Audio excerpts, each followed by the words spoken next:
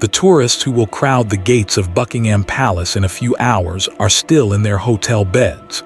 The photographers who will jostle for position along the mall are nowhere near their cameras yet. The soldiers who will march in perfect formation, bearskin hats tall against the morning sky, are still lacing their boots. But James Holloway is already on his third horse. There are no cameras on James, no crowd, no applause. Just the low amber glow of stable lights, the thick smell of hay and iron and horse sweat, and the sound of a massive animal breathing steadily while a man crouches beneath it in the dark, running his thumb along the underside of a hoof with the kind of focus most people reserve for their most important moments. For James, this is his most important moment. It happens every single morning before the world wakes up. Most people who watch the changing of the guard think they are watching the beginning of something. The soldiers stepping out, the horses moving in disciplined unison, the crowds pressing forward, phones raised, children lifted onto shoulders. All of it feels like the start of a spectacle. What they don't know, what almost nobody talks about, is that by the time that first horse steps onto the parade ground, James has already been working for nearly 4 hours. This is the story of what happens before the cameras arrive. This is the story of the most important job in the King's Guard that has no uniform, no title that tourists recognize, and no moment in any photograph. This is the story of a farrier, and why without him, none of it moves. You might be asking yourself, what exactly is a farrier? Most people have never heard the word outside of a history book or a period drama. A farrier is the specialist responsible for the care, maintenance, and shoeing of working horses. The word itself comes from the Latin farrarius, meaning iron. And that is exactly what the job is built on: iron. And the knowledge of how iron meets the living hoof of an animal that weighs over 500 kilograms and is expected to perform with military precision on the streets of central London. James has been doing this for 19 years. He started as an apprentice at 17, working in a yard outside Newbury, learning to read a horse's leg the way a doctor reads an X-ray, by touch, by angle, by the way weight distributes across a joint when the animal is standing still versus moving. He moved to the Household Cavalry Mounted Regiment 11 years ago, and since then his mornings have started before most people's nights have ended. When he walks into the stable block at Hyde Park Barracks, he does not announce himself. He does not need to. The horses already know he is there. Several of them shift in their stalls as he moves down the corridor, not in alarm but in recognition. There is a particular quality to the way James walks through a stable, unhurried, deliberate, completely without performance, and the horses respond to it the way they respond to anything they have learned to trust. Quietly, steadily, without drama. He begins with Apollo. Apollo is a 17-hand black Irish sport horse, and he is one of the most reliable parade horses in the regiment. He has been on duty for 6 years, has participated in hundreds of ceremonial occasions, has carried soldiers through crowds so dense and loud that lesser horses have spooked and shied. Apollo does not spook. Apollo does not shy. But that does not mean Apollo gets less attention than any other horse in the stable. In fact, James will tell you the opposite is true. The horses that perform consistently are the ones that demand the most rigorous maintenance. Their shoes wear differently. Their hooves carry the specific stress patterns of their individual gaits, their personal way of striking the ground, their particular balance under a rider in full ceremonial kit. A horse like Apollo does not get a pass because he is experienced. He gets examined more carefully precisely because experience has taught James that the problems which sideline a horse are almost never the obvious ones. They are the small things, the almost invisible things. James lifts Apollo's left foreleg with a practiced movement, cradling the hoof between his knees, and begins with a hoof pick, a simple curved metal tool that removes packed dirt, small stones, and debris from the grooves around the frog, which is the soft triangular structure at the center of a horse's hoof. He works slowly, not because he is uncertain, but because slow in this work is the only speed that catches everything. Have you ever looked at the underside of a horse's hoof? Most people haven't. It is an extraordinary piece of natural engineering, a layered structure of hard outer wall, internal laminae, digital cushion, and that central frog, which acts as a shock absorber and a circulation pump with every step the horse takes. When it works correctly, it is silent, invisible, taken for granted.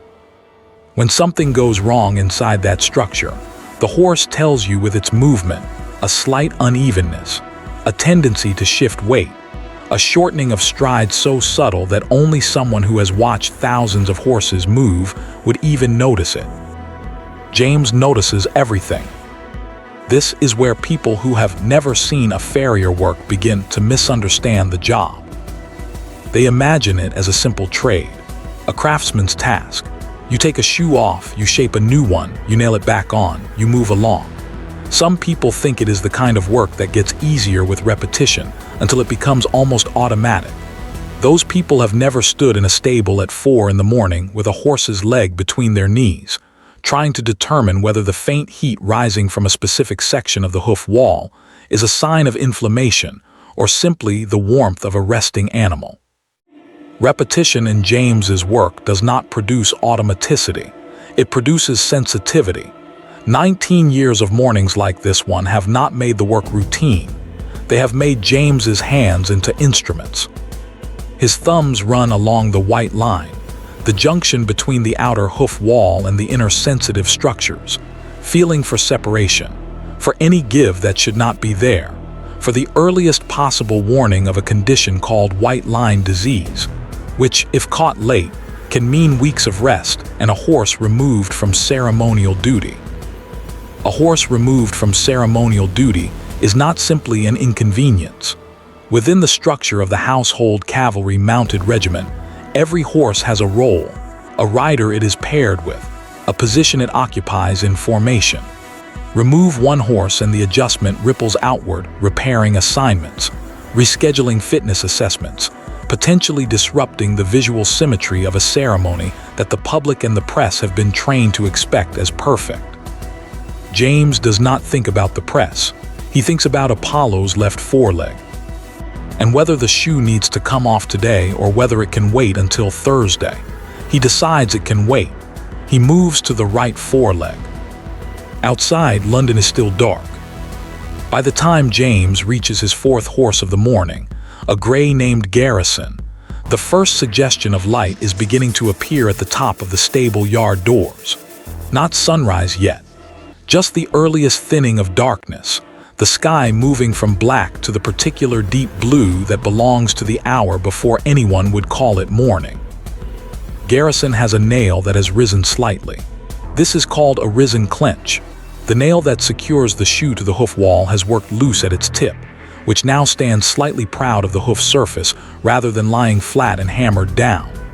It is not an emergency, but left unaddressed, a risen clench can catch on the opposite leg during movement and cause a brushing injury, or it can allow the shoe to shift, or it can simply be the beginning of the shoe working loose entirely. On a ceremonial parade through central London, on roads that are harder and less forgiving than any paddock, a loose shoe is not a small problem. James reaches for his buffer and hammer. The buffer is a blunt-ended punch, and the technique for dealing with a risen clench is precise. You support the hoof, you position the buffer against the nail head on the underside of the shoe, and you tap the clench back down until it lies flat and tight against the hoof wall. Done correctly, it takes about 40 seconds. Done incorrectly, you risk splitting the hoof wall, driving the nail at the wrong angle, or causing the horse to flinch at the wrong moment and shift its weight onto your crouching body. Garrison shifts his weight anyway, because Garrison has always been mildly opinionated about hoof work. James leans into it slightly, redistributes his own position, and continues. He does not speak. He does not make any sudden corrective movement. He simply absorbs the shift and keeps working, the way a person who has done this for 19 years simply absorbs the things that used to require conscious management. The clench goes back down. James runs his thumb over it. Flat, good. He moves on. Now here is what nobody tells you about the changing of the guard. The ceremony itself, the marching, the music, the immaculate horses moving in formation, while tourists photograph everything and children wave from behind barriers. That part lasts roughly 45 minutes. The preparation for that 45 minutes, across the whole regiment, begins the evening before with stable checks and feed routines. It continues through the night with duty staff monitoring the horses. And it intensifies before dawn, with James moving through the stable block, doing the work that determines whether the horses are physically capable of performing at all. The soldiers train for years to carry themselves with the precision and bearing the ceremony demands.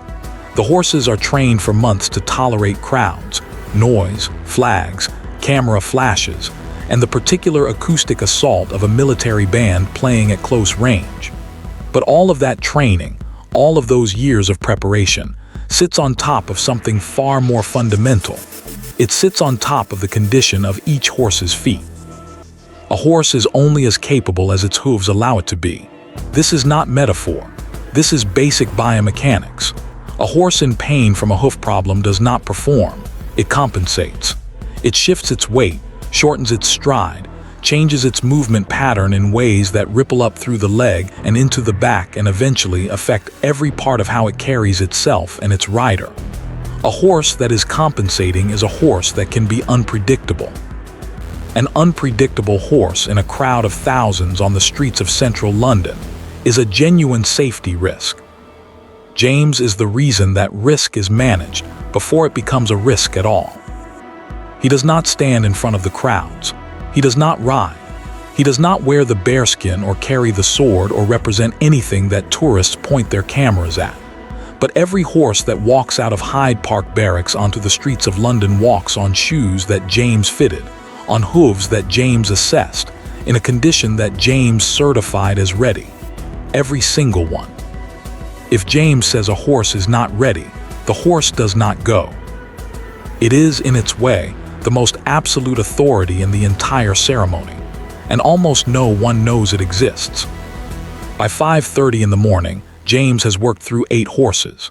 He has a short break, tea from a flask he keeps in his kit bag, drunk standing up in the corridor between stalls because sitting down at this point in the morning feels like a commitment to tiredness he does not want to make. The stable block is busier now. Grooms have arrived. The sound of brushing and the clank of buckets and the low voices of people doing physical work in a shared space fills the corridor. James watches one of the younger grooms working on a horse called Monarch, a big bay with a tendency to lean on whoever is grooming his near side. The groom is managing it well, leaning back slightly to counter the pressure, keeping the brush moving in long strokes. James says nothing. The groom doesn't need correction. But James watches anyway, the way someone with 19 years of accumulated observation simply watches things in a stable, cataloging movement, storing information, adding it to the running picture he carries of every horse in the regiment. This is another thing people do not understand about the farrier's work. The actual shoeing, the forge work, the fitting, the nailing, that is perhaps a third of what the job requires. The larger portion is observation. It is the ongoing, never switched off act of watching horses move, watching how they stand, watching which leg they rest and which they don't, watching the way a horse holds its head when it is uncomfortable versus when it is simply tired. James processes all of this constantly, and it feeds directly into the decisions he makes at 4 in the morning with a hoof pick and a buffer, and a lamp casting amber light across the stall floor. He drains the last of his tea, puts the flask back, moves down to the next horse. Her name is Victoria. She is a 16-to-hand bay mare who has been in the regiment for 3 years and is still, in James's private assessment, finding her confidence in large crowds. She performs her duties correctly. She does not cause incidents. But James has noticed over the past several weeks a very slight tendency to land toe first on her right fore during faster movement. A subtle change that most observers would never detect, but that James has been monitoring with the particular attention. He gives to anything that is not yet a problem, but is moving in the direction of one. Toe first landing in a horse that normally lands heel first is one of the early indicators of discomfort in the heel region. It can signal the beginning of a condition called navicular syndrome, or it can signal nothing more serious than a shoe that has shifted slightly and changed the angle of the hoof. The difference between those two possibilities is enormous. One requires a farrier adjustment and a week of monitoring, and the other requires veterinary involvement and potentially months of rehabilitation. James picks up Victoria's right foreleg and examines the shoe fit carefully. The shoe is sitting well. The angle looks correct. He assesses the hoof wall good. He presses carefully around the heel area with his thumb, watching Victoria's ear for the flick that horses use to signal discomfort. Nothing. He puts the leg down, watches her shift her weight back onto it. Normal. He makes a note, not on paper, in the way that people who have done one specific thing for 19 years make notes, which is in the part of the mind that does not forget things it has decided are important, to watch that landing pattern again this week. If it persists, he will talk to the vet. If it resolves, he will note that too. Victoria turns her head and looks at him, not with alarm, with the slightly bored, slightly regal expression of a horse who has decided she is comfortable with your presence, but is not going to make a fuss about it either way. James moves to her left foreleg. Here is the twist that changes everything you thought you knew about the changing of the guard. When you stand at the barrier and watch the horses come out, when you see those enormous, immaculate animals moving in step, their coats gleaming, their shoes striking the pavement in that particular rhythmic pattern that sounds like ceremony itself, you are watching the soldiers. You are watching the horses. You are watching the spectacle of an institution that has refined its public presentation over 4 centuries until it operates with the visual precision of a machine. But what you are actually seeing, in the most fundamental physical sense, is James's work. Every hoof on that pavement was assessed this morning. Every shoe was checked. Every potential problem was either resolved or ruled out before the sun came up. The soldiers trained for years to be ready for this moment. The horses were conditioned for months. But this morning, at this specific moment when the ceremony works, when it flows without interruption, without incident, without a horse faltering or flinching or showing any sign of the problems that James's work exists to prevent, this morning belongs to a man in worn, leather chaps standing in a stable with a flask of tea, and hands that know more about horses than most people know about anything. He has no uniform for this role. The farrier's position within the regiment is not ceremonial. It does not appear in the photographs. When journalists write about the household cavalry, they write about the soldiers, the horses, the history, the pageantry. They do not write about the man who certifies every horse as ready before any of the pageantry begins. They do not write about the 4-hour pre-dawn routine that makes the 45-minute ceremony possible. James does not appear to find this troubling. When asked, in one of the rare occasions when someone has thought to ask, what it feels like to do work that no one sees, he gives the kind of answer that takes 19 years to arrive at. He says that when a horse comes back into the stable after a ceremony and all 4 shoes are sitting exactly where he put them, and the horse is moving freely and easily and showing no sign of any of the things he spent the morning checking for, that is what the job feels like. Not the ceremony, the return. The proof that nothing went wrong, because he made sure nothing could. That is a particular kind of satisfaction that has no audience. It is the satisfaction of prevention, of the disaster that did not happen, of the falter that never occurred, of the horse that moved perfectly through 400 meters of central London, because someone got up at 3:47 in the morning and made sure it could. There is a broader truth here that reaches far beyond a stable block in Knightsbridge. Every ceremony, every institution, every spectacular moment that the public gathers to witness has a version of James somewhere behind it. The person who checks the stage rigging before the concert. The person who tests the water in the fountain before the state visit. The person who walks the parade route at midnight checking the road's surface for anything that could cause a problem in 6 hours when the cameras are rolling. These people are not invisible because their work is unimportant. They are invisible because their work succeeds. Visibility, in most institutions, is a reward for failure. The thing you notice is the thing that went wrong. The things that go right. The things that are prevented and managed and quietly resolved before they ever become visible.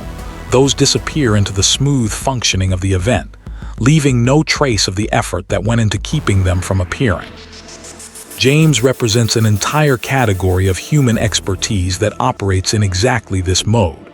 The knowledge he carries about iron, about hoof structure, about the biomechanics of the working horse, about the 100 small signals that precede a problem, that knowledge exists to keep itself from ever being dramatically necessary. The best possible outcome of his morning's work is that nothing remarkable happens. That is what he is aiming for.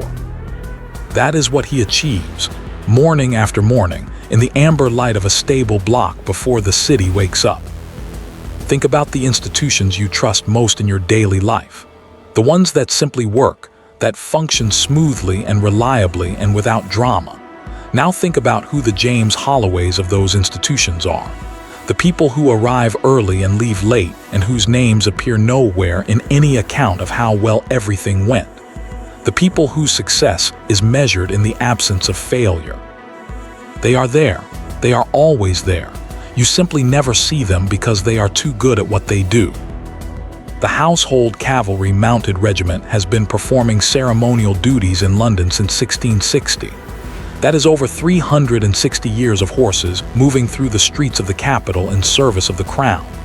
The public face of that tradition, the uniforms, the music, the precise choreography, is what gets photographed and televised and described in travel guides. It is genuinely remarkable. It deserves the attention it receives. But underneath that tradition, holding it up the way foundations hold up a building that everyone admires for its facade, is the tradition of the farrier. The craft of hoof care and horseshoeing is itself ancient, older than the regiment, older than the ceremony, older than almost any institution that the ceremony exists to represent. It is one of the oldest skilled trades in human history, and it has survived not because it is glamorous or well documented or celebrated, but because it is necessary. Because without it, the horse does not move. And without the horse, nothing moves. James Holloway stands in that tradition every morning at 3:47, in a stable block that smells of hay and iron, with hands that have spent 19 years learning to read the language of a horse's foot. He does not do it for the photographs. He does not do it for the recognition. He does it because he is, in the most precise sense of the word, a professional, someone who has defined their entire standard of performance around the quality of the work itself, independent of whether anyone is watching. And every morning, when the horses finally walk out into the early light and the city begins to fill with people who have come from all over the world to watch something extraordinary, James watches from the stable yard, quietly, without ceremony, checking one last time the movement of each horse as it passes. All 4 feet, landing correctly, moving freely, every shoe exactly where he left it. He turns back into the stable. There are afternoon horses to check. There is always more work. The crowds outside will never know his name. The photographs will never include his face. The accounts of the ceremony will describe the soldiers, the music, the horses, the history. But this morning, like every morning, the horses moved perfectly, and James Holloway is the reason why. So here is the question that this story leaves with you, the one that is worth sitting with long after the ceremony photographs have been scrolled past and forgotten. Do we only celebrate what we can see? Because the things that hold our most impressive institutions together, the things that make the spectacular moments possible, are almost never the things we photograph. They are the 4-hour pre-dawn routines, the hands checking things in the dark, the quiet expertise that measures its own success by the absence of anything going wrong. James is not unique. He is representative. Every tradition you admire, every ceremony you find moving, every institution you trust, there is someone like James behind it. Someone whose entire professional identity is built around doing something so well that you never have to think about it. The question is, when did we last think about them?